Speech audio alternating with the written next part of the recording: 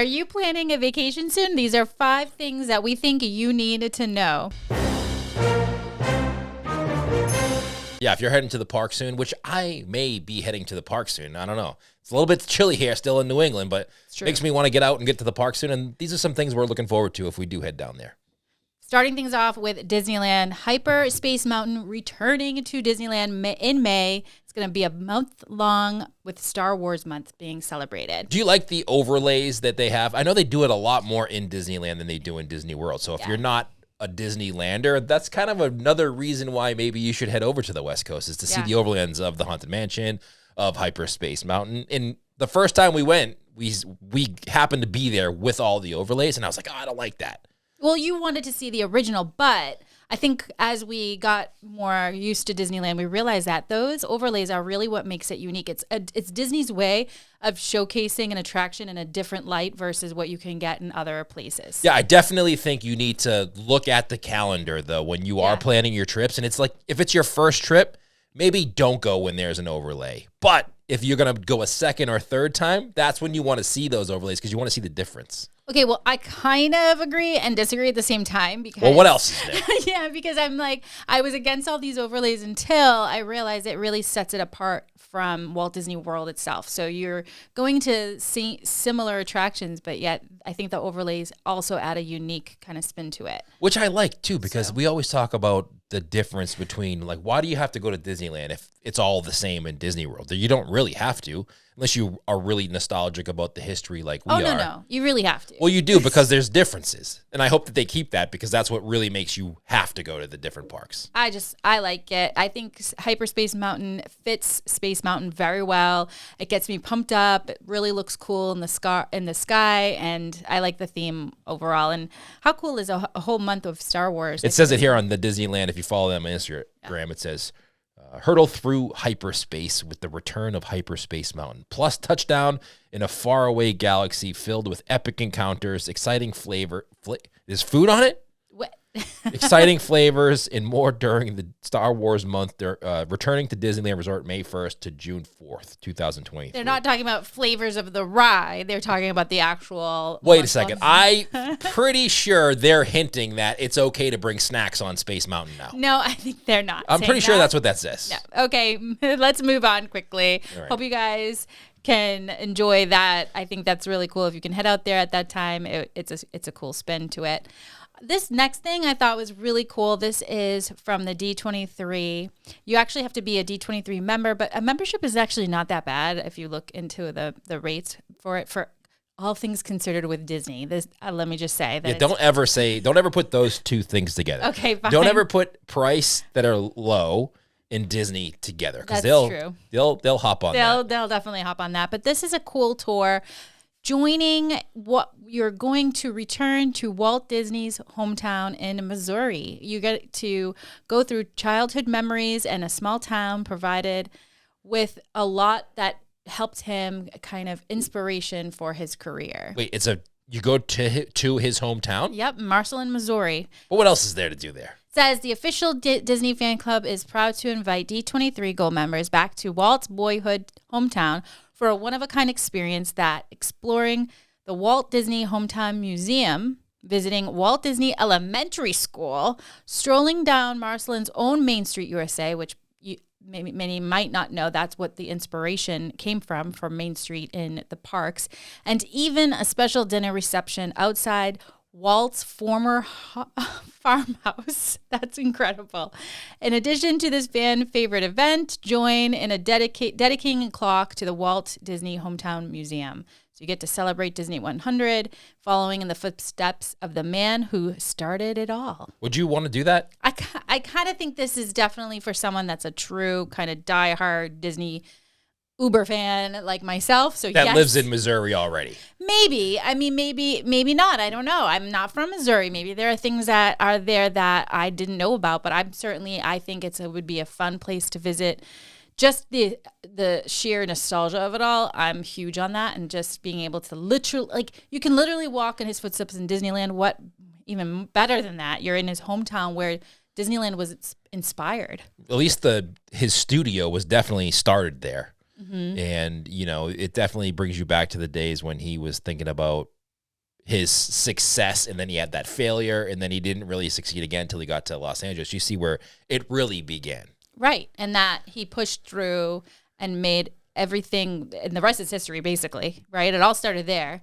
But he had enough fond memories of this hometown that really, I think, helped him in his everyday life. Yeah, I don't know if I'd want to do that, though. Okay, well, I'm in. I'm going. I think it's really fun, and I'm in. All right, what about this one?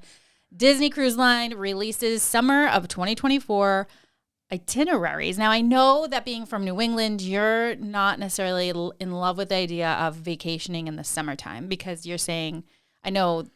Well, here's my thing. I don't mind vacationing in the summertime, but when we live in New England, the summertime, June, July, August, the beginning of September is really the only time it's nice here. Yeah. If you like the outdoors and you like the warmth and swimming, it's the only time to do it here. So I don't want to go on a cruise on that time. I'd rather go on a cruise when you can't do that here. That's a good point.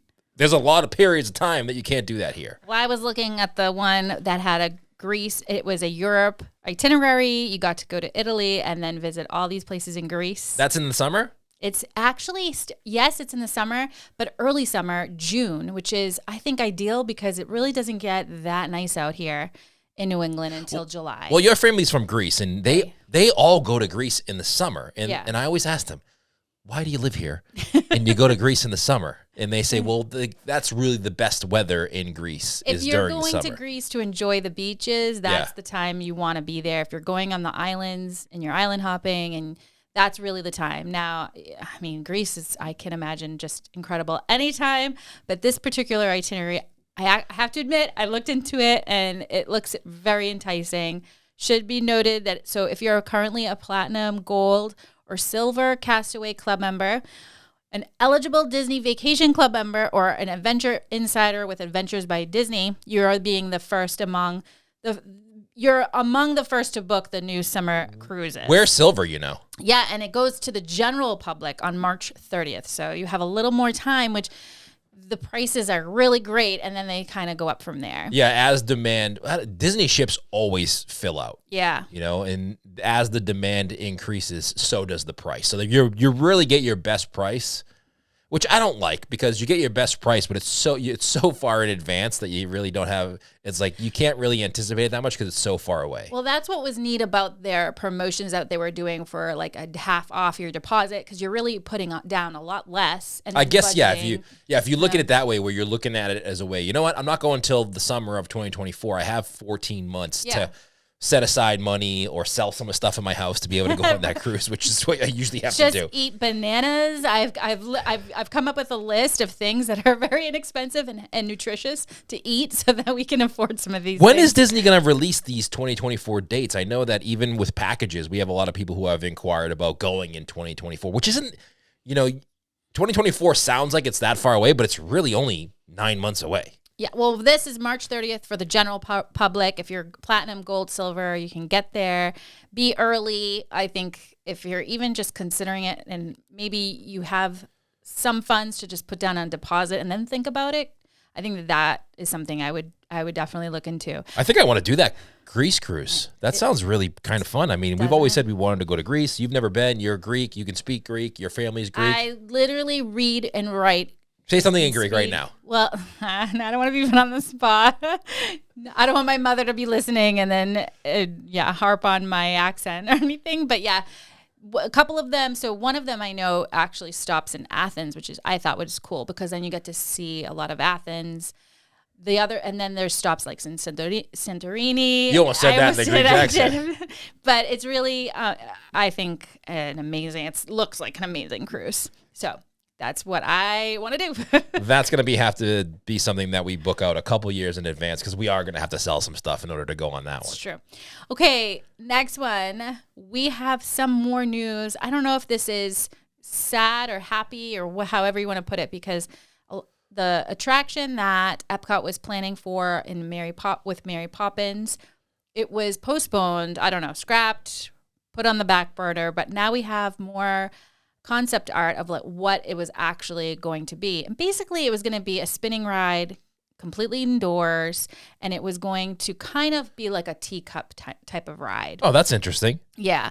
And I mean, I think people would be more bummed if it was something like a coaster or something really incredible.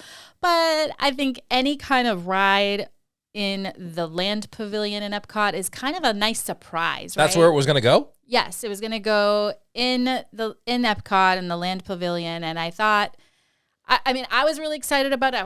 I was also really excited when they announced the Remy's Ratatouille attraction that was going in there. I love the Three Caballeros, like. Yeah. It just is, that's why I didn't even care. I mean, I really liked Maelstrom because of the fact that it was unexpected. You know, I like Frozen Ever After. I think the colors are beautiful, and I get it. It appeals to the younger generation. But to me, that's what was so fun about Epcot is like that little surprise you get. Yeah. It's like time off your feet. Listen, I don't know. I'm a fan of Frozen. I don't know if I'd wait 2 hours for it. But if you're somebody who looks at Frozen, you're like, I miss Maelstrom. Go on it. It's a fun ride. I think it's fun. Plus, it's nice and cool. The queue's really nice. I think they did a great job of the theming and the animatronics in there. I think they did a great job on that. But this would have been cool in the Land Pavilion. This needs to go where that movie is in the Land Pavilion. It needs to be Soarin', Living with the Land, Garden Grill, and then this. Okay, that would be Bruce's perfect adventure. I wouldn't leave there. Okay, I'd be able to go on Soarin'. I'd be able to get some dinner. I'd be able to go Living with the Land, see how they cooked my dinner, get hungry again, go back for some late night dinner. Yeah, that's what I would do. I agree. Yep. Okay, fine. That would be fun. So, all right. Well, moving on to Universal. They always announce that they always announce at this time of year the Halloween Horror Nights, which last year for the first time we went.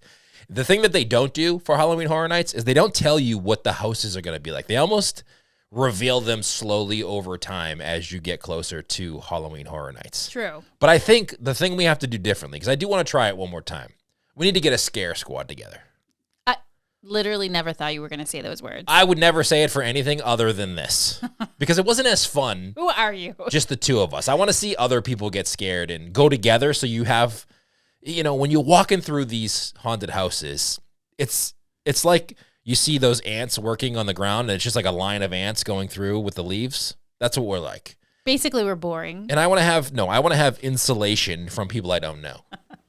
You want a scare squad because apparently I wasn't fun enough. Is that what you're saying? Well, you were fun, but I want to see other people get scared. And I think it's cool when you have a group of people. Anything is better, I think, in numbers. I definitely agree. I think that in Universal's defense, we had a good time. I think us to have a great time would have been, the experience would have been a lot better if we brought some people along. And Universal does say that. Listen, it's the same thing, right? When we go to these haunted houses, it was just you and I. Right. And things are jumping out. And like, yeah, I got a chuckle from you laughing.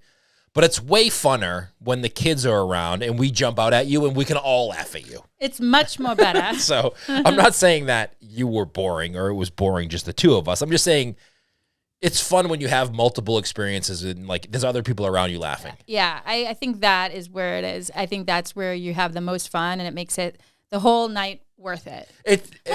Go ahead. It just seems like that atmosphere is very group friendly. It's dependent on, I think, the energy, right? So it's dependent on the people you're with, how they're energetic, how they're scared, they're into the event, which makes you kind of feed off that energy, and that's what makes it a great night. It's not like you go to the parks and you're going on ride to ride to ride. You're walking through these haunted houses. They're interactive while you're going through them. You can talk to your friends while you're walking through them, and then you can talk about the experience after while you head to the next one. It's like a group event. I think that would be the best case scenario for people who should go to Halloween Horror Nights is like get a group together. That, and I think you have to really, I think it helps if you're really into the theme. Like we missed out on the Stranger Things theme, which I'm so bummed about. And I wish we did that because I think that would have been really cool. Like one of the themes they have this year is Chucky, which I'm not super pumped about. Right. So it's not. Personally not pumped, so it might not fit. It's just not going to, that one's not going to make me want to go. Right. So it depends on what the other houses they are going to release are about that will make me want to go.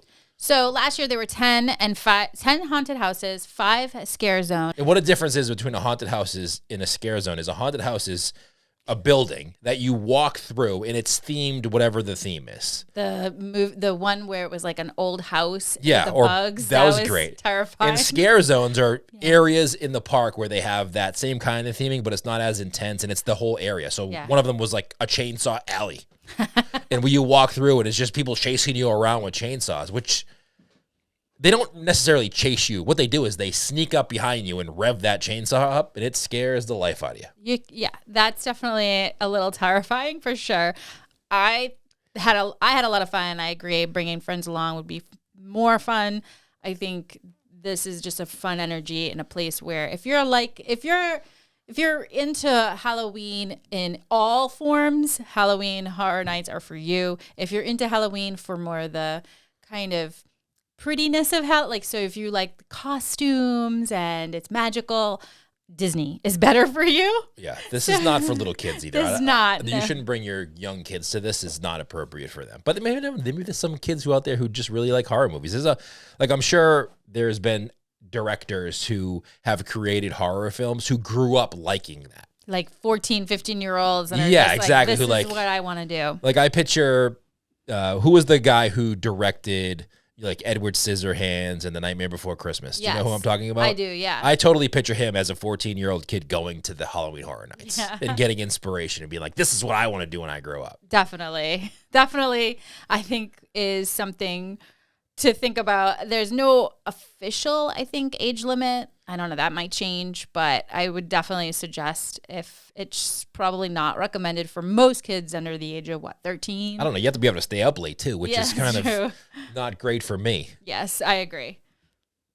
All right, moving on to the next subject. What do we got here? That was it. That was 5 things. That was the 5 things you need to know? That was the 5 things. It went by fast. That did go by pretty fast. I was like, you know what? I'm ready for the next thing. Yeah. Maybe we need to extend this show to 6 things next week. You're just having a ball. I was having a ball. Out of all of these things, I think I am looking forward to see what they come up with for the horror houses at Halloween Horror Nights. But Hyperspace Mountain, I kind of want to get back there for Hyperspace Mountain. Disney Cruise in Greece. That too. There's a lot of big things happening eating soon. Bananas and ramen. I think if we eat bananas and ramen and beans, we could probably save enough money. We could do all of this, yeah. Right? We could probably go to all 3 of these things that we want to do. All right. All right. Thank you so much for tuning into the show. Remember, subscribe on iTunes. Hit the subscribe button on YouTube. Everything we mentioned will be in the comments below. Appreciate you hanging out with us here. We'll see you next time.